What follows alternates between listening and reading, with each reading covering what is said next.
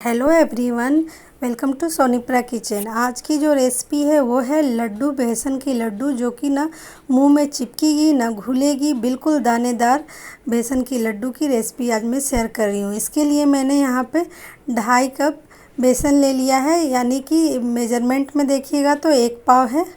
और हम लेने के बाद इसमें क्या करेंगे, हम 2 चम्मच यहाँ पे देसी घी को मैंने डाला है। और फिर इतना ही सेम क्वांटिटी में ही हम फ्रिज में जो हमारे पास दूध रखा होता है वो दूध हम 2 चम्मच इसमें डालेंगे। तो यहाँ पे ये जो हमारा चम्मच है वो बड़े वाला चम्मच है, मसाले वाला नहीं है। तो इसको डालने के बाद हमें इसे अच्छी तरह से मिक्स करना है। और इसको डालने से क्या होगा, दूध और घी अगर हम पहले मिक्स करते हैं तो आप कितना भी महीन दाना वाला बेसन लें, बिल्कुल इसको डालने के बाद दानेदार हमारा लड्डू बनेगा और टेस्ट भी बहुत अच्छा आता है। तो इस तरह करते हुए हमें इसको अच्छी तरह से बिल्कुल मिक्स कर लेना है। तो कि ऐसा हमें मिक्स करना है कि बिल्कुल एक साथ हो जाए। तो इसे आप इस तरह मिक्स करने के बाद फिर मैंने हथेलियों में लेके इसे दबा दबा के अच्छी तरह से मिक्स कर लिया है। तो ये बिल्कुल अच्छी तरह से इस तरह से मिक्स हो जाता है। तो इस तरह करते हुए मैंने मिक्स कर लिया है।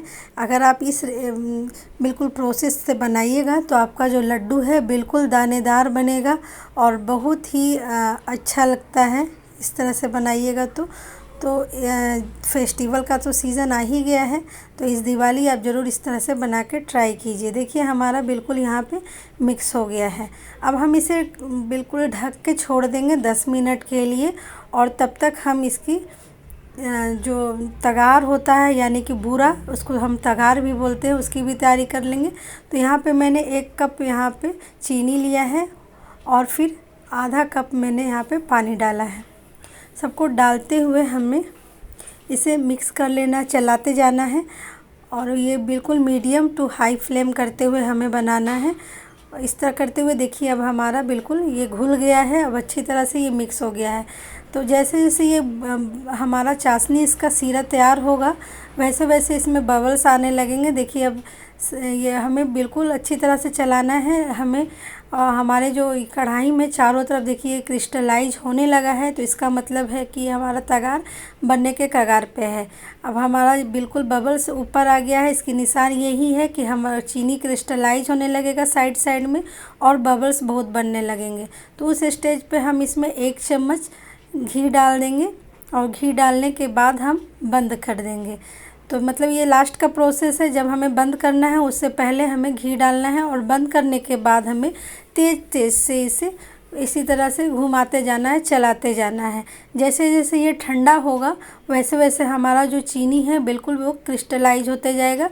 और जितना तेज़ हम चलाएंगे उतना ये हमारा तगार बिल्कुल एकदम मतलब महीन जो बोला जाता है वैसा बन के तैयार हो जाएगा। तो देखिए ये ठंडा होते जा रहा है और ये बनते जा रहा है। तो यहाँ पे हमारा जो तगार है बिल्कुल रेडी हो चला है। तो इस तरह करते हुए हमने इसे जल्दी जल्दी हमें चलाना है और बनाते जाना है। तो ये बहुत ही आसानी से बन जाता है। बहुत लोग बोलते हैं ठीक नहीं बन रहा है, मोटा मोटा दाना आ गया। तो मोटा दाना इसलिए आता है क्योंकि हम जल्दी जल्दी चलाते नहीं हैं।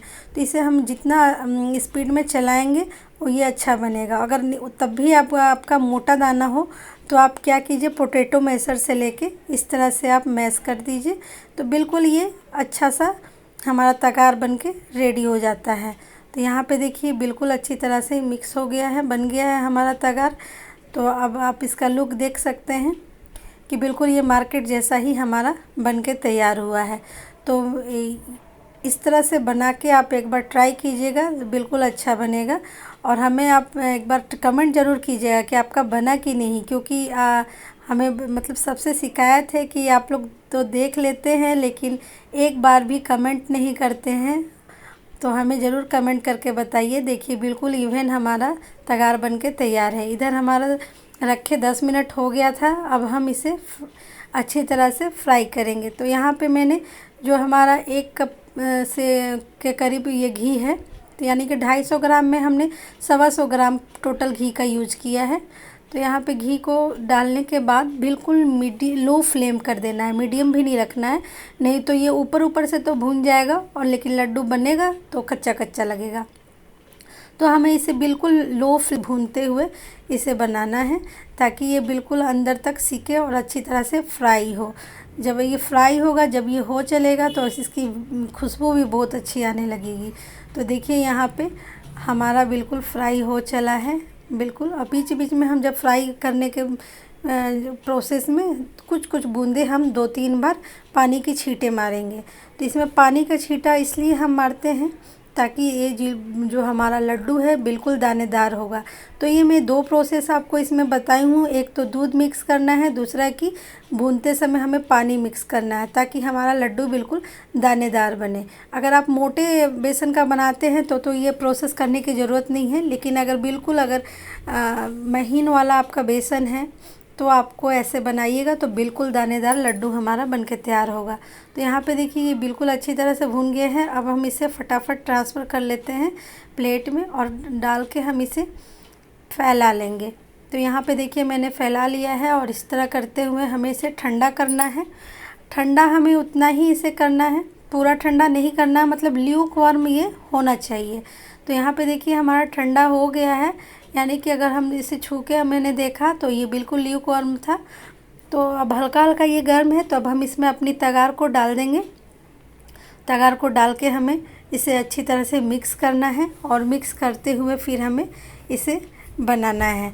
तो बहुत ही आसानी से हमारा ये लड्डू बन जाता है।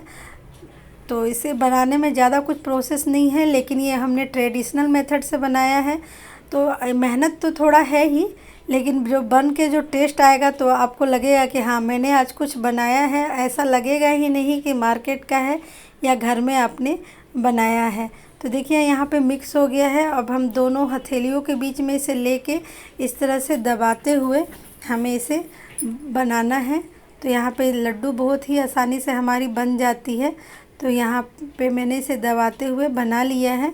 तो देखिए हमारा लड्डू बिल्कुल इस तरह से बनके तैयार हो गया है। अब मैं फिर से आपको दिखाती हूँ कि कितना इजीली ये बन जाता है। तो एक एक करके मैंने ऐसे अपना लड्डू को बना लिया है, तो फटाफट ये हो जाता है। तो एक बार इस दिवाली आप लोग ज़रूर बना के इसे ट्राई कीजिए और अपने हाथ से बना के खाइएगा तो उसका टेस्ट ही अलग आएगा और मतलब अंदर से जो फीलिंग आएगी खुशी की वो तो अलग ही होती है। तो ज़रूर इसे बनाइए और ट्राई कीजिए, अपने खाइए और रिश्तेदारों को भी खिलाइए। और थोड़ा भी आपको पसंद आए, अच्छा लगे तो लाइक सब्सक्राइब कीजिए हमारे चैनल को और शेयर उन्हें कीजिए जिन्हें ये लड्डू काफ़ी पसंद है। तो दिवाली में तो ऐसा कोई घर ही नहीं होता जहाँ ये बेसन का लड्डू नहीं आता है। तो देखिए हमारा लड्डू बिल्कुल बनके